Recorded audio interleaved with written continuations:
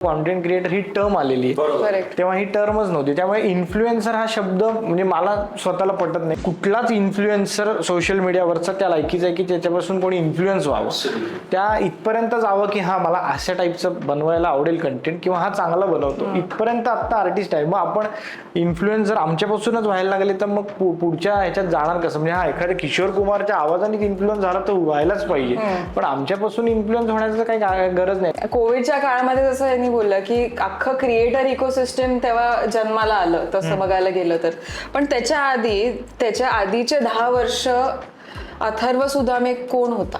त्याच्या आधीचे 10 वर्ष एकतर 2020-21 ला हे जे ब्रेक थ्रू म्हणतात त्या टाईप झालं. पण त्याच्या आधी माझा युट्यूब चॅनल मला वाटते 2015 पासून मी हे ठरवून काहीच बनलेलं नाही, कारण का जेव्हा मी हे सुरुवात केली तेव्हा कॉन्टेंट क्रिएटर असा काही प्रकारच नव्हता. त्यामुळे आता मी थिएटर करतोय म्हणल्यावर मी नाटकातलं काम करणारा व्यक्ती होणार आहे का सिरियल मध्ये जाणार आहे का मी गाणार, मी म्युझिशियन होणार आहे, काहीच माहित नव्हतं. हे सगळं मी फक्त मला आवडतंय आणि त्याच्यात मला आनंद मिळतोय म्हणून करत होतो. त्यामुळे ह्याच्यात करिअर होईल हे पण मला माहित नव्हतं. आपण असा जर कॉन्टेंट बनवला तर लोकांना आवडेल तो, तर याच्या मागचं काय गणित आहे?